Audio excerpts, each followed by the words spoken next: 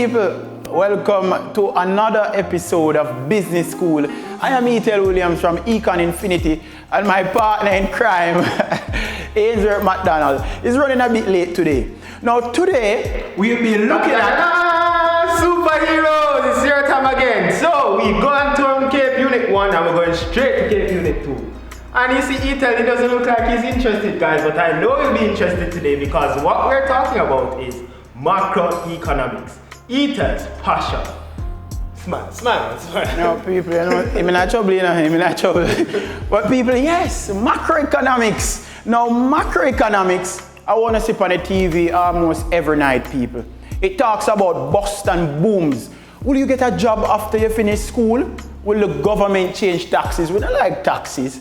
And also, what macroeconomics look at, the goal is to ensure that we make informed and better decisions. Of course, macroeconomics looks at the overall economy. So it looks at output, it looks at inflation, unemployment, interest rate, and government policies. But you should know, guess what if you know? Macroeconomics is kind of new to the social sciences because it was not until the 1930s where economists appreciated the need for a systematic way of measuring the overall economy, right? Right, Ian, sir? Well, that's right, E.T.L. And the thing with macroeconomics as well, guys, is that economists oftentimes disagree on it. And it's really easy to see why. Because economics at its core is a social science. It studies behavior. And people's behavior are oftentimes unpredictable. Even though they oftentimes disagree, there are three things they always agree upon. These things include to ensure that the economy is growing over time. Two, to ensure that unemployment is limited, right? So limiting unemployment and keeping prices stable. Now, we must know why they agree on all these things. Number one, if these goals are achieved, people, guess what? The citizens are happy. Because imagine, prices now fluctuate. You know, say you can bring $100 go to the supermarket and get this. But tomorrow, if the price just a change, so guess what I go on? You don't know how much money for bring, you just keep your money in your pocket, huh? Yes, people. Secondly, politicians get re-elected. Yeah. So when these goals are achieved, the politicians say, yeah, guess what? We keep unemployment low. See, we employ more people, but people for always remember, you know, if unemployment low don't necessarily means that people get employed, because the unemployment of people that are searching for jobs as well. So if them people come out of the unemployment era, in the unemployment region, what will happen is that unemployment reduces, but people don't get jobs. So you have to think. And finally, if these goals are achieved, guess what happens? Economists like Ainsworth and myself get a raise, right? Yes, people. So, Ainsworth, what else we need to tell them about this? Alright, so with macroeconomics, you see, E.T.L. tell you a lot of goals a while ago, but it's how we measure those goals. And there's three ways, right? So his first goal was growth, right? And we use what we call GDP, gross domestic product. His second goal was unemployment. We use unemployment rate. He was talking about people coming in and out, labor force, and labor participation rate. And finally, for price stability, we look at inflation. So those are the three measures that we use to measure macroeconomic policies. Yeah, man. So Ainsworth, say you don't want to tell them what GDP, what that be? Gross domestic product rate, what that? Alright, so the first one, GDP, gross domestic product, is something simple, guys. It's just the final value of all goods and services in the economy. So just think about it as the government trying to check the books, right? Like think of yourself as being like a store owner. You have your goods and services coming in and coming out. But you as a government, you have to track every good in the economy. So that's what GDP is. It tracks the final value of all goods and services in an economy at a given point in time, usually a year. And you have different forms. So you have like monthly, quarterly, and yearly. Yeah, man. So good answer. So now people want to see answer to that. I feel like it related. What I want him to tell me now is the inflation rate of a country, Jamaica. Why inflation rate in Jamaica? So the inflation rate as of September 2020 is 4.9%, sir, coming down from 6.3% in June from the BOJ's quarterly annual report. Alright, so you are asking me questions, see? Like you're going like you, Brad. What is the GDP growth rate of China? Alright, so that will definitely have to be. 1, 2, ding, ding, ding. No. Time can't up it, brother. Him surely never play a quiz. But people, the growth rate, I guess, from the most recent figure of China is about 4.8% for the quarter-on-quarter rate. So comparing last quarter to this quarter, it would be 4.9%. So you feel like him, alright guys, so him feel, alright, you're bad, but we sure can't get that one wrong. You see him know about China guys, but let's see what he know about his own Caribbean. What is the unemployment rate for Trinidad and Tobago? I simple thing that my hands right. But you, first shot. 2.8% people. 2.8% currently, right? Alright, I get it. So guys, stay with us guys, because we're going to go into how we track these macroeconomic variables in the economy. So stay tuned guys, people, and we'll be right back for our business school, alright?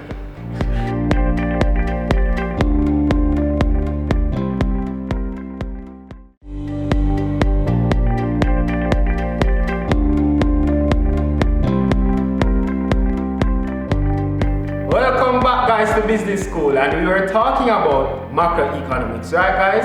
And that is how we track economic variables in the economy. And we're going to give you a model to depict this, the circular flow of income, right? So we have what we call the two-sector circular flow diagram in the closed economy. And what we mean by the closed economy, guys, is that we only have two agents, which are the households and the firms, and there's no external parties like another country. Alright, so this is the two-sector closed economy. So guys, we will start off with the households, and the households own what we call factors of production: land, labor, capital, entrepreneurship. They supply these factors of production to what we call the factor market or the resource markets. Now, firms can come now and use these resources to make their goods and services. So the firms from the factor market, these land, labor, capital, entrepreneurship goes into like factors of production for firms so they can use to produce goods and services, right? So now we're at the firm's point right here. What firms do is use those goods and services and supply to what we call the product market. And from the product market now, households can actually get goods and services. So, hold on a second. Yeah. So basically, I didn't hear say nothing about money. I just products and services. Me here just are transforming at the middle here. Yeah, man, you're right, man. But the thing is, there's two flows. So you hit on the first flow, which is what we call the real flow, guys. Real flows has to do with goods and services, like units that you can actually count. But we also have a monetary flow that is counting prices that we will use to track now. So, if you look at the inner arrow again, we have households supply land, labor, capital to the factor market, which is something real. We have those factors of production going to the firm, and then the firm use that to produce goods and services that they supply to the product market, and then households again get these goods and services, nothing with money. Now, real flow. Where does it all come from? How do firms and households get these goods and services? They have to pay for them, essentially. And we're going to track how they do that. So let's look from the firm's perspective.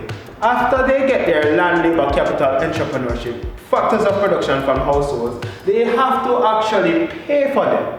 So firms now have to pay for resources from the factor markets, right? And then that payment goes to the households in terms of factor income. So let's say if the households were supplying labor, they would get wage. If they were supplying land, they would get rent. Capital, they will get interest. And what now the households now have is incomes that they can spend, right? So they will spend that income into the product market for goods and services.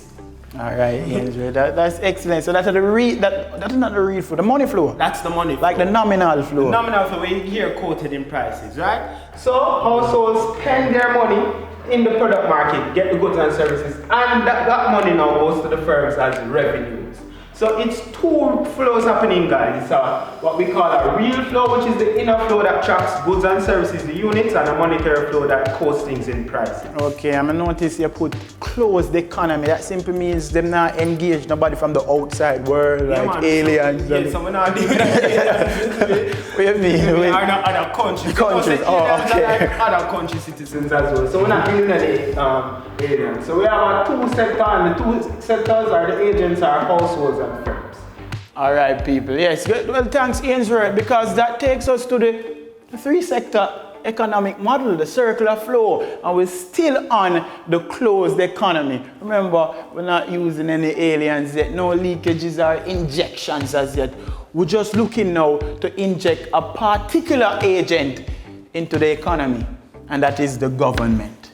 Now, people, when you inject the government into this circular flow, it creates an inner dimension, right? But remember, guys, that we always have this outer flow, so don't get discombobulated by the lines and that. What is happening, guys, is just this diagram right here.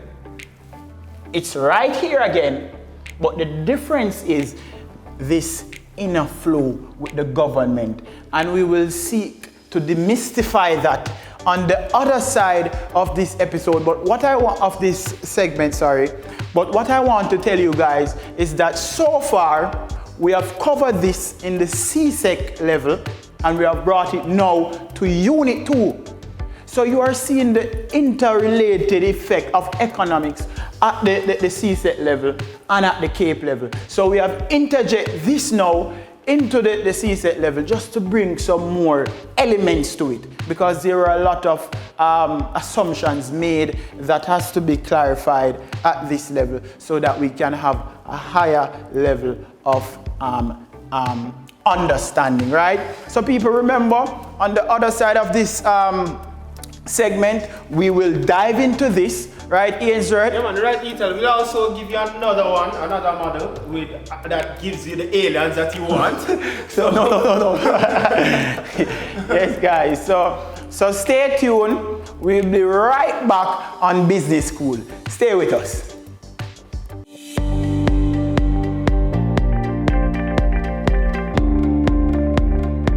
Hi, Business Schoolers. I want to give you guys a saying. If you want to go fast, go alone. If you want to go long, go together. Meaning that you guys have to link up with your friends, man. It's not a solo effort, it's a team-driven effort, right? Go get that one, go get that distinction together.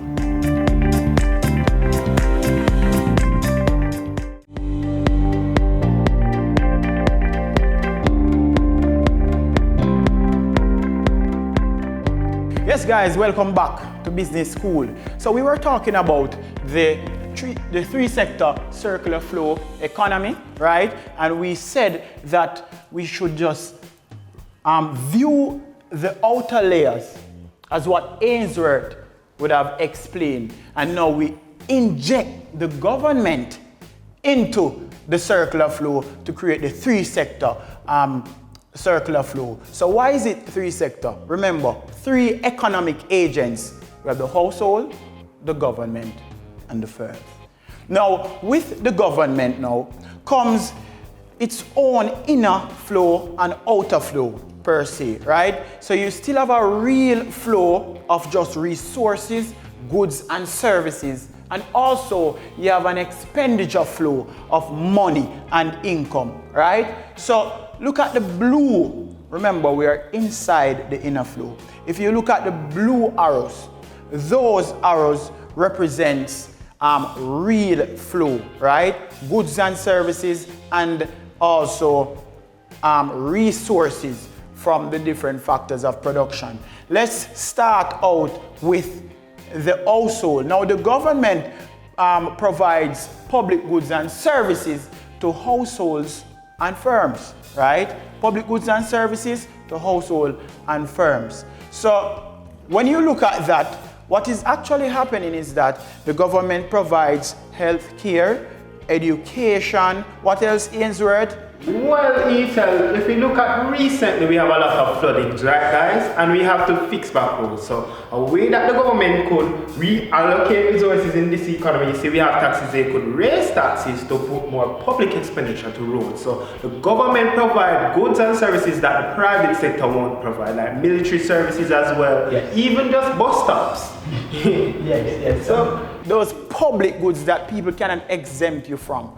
So thank you for that, Ainsworth. So as you have Ainsworth had mentioned something about taxes, we don't reach that yet because that would be the monetary aspect. So let's look now at the factor market and the product market. Now, where the factor comes in, when the government wants to produce these public goods, they have to use, of course, resources, right?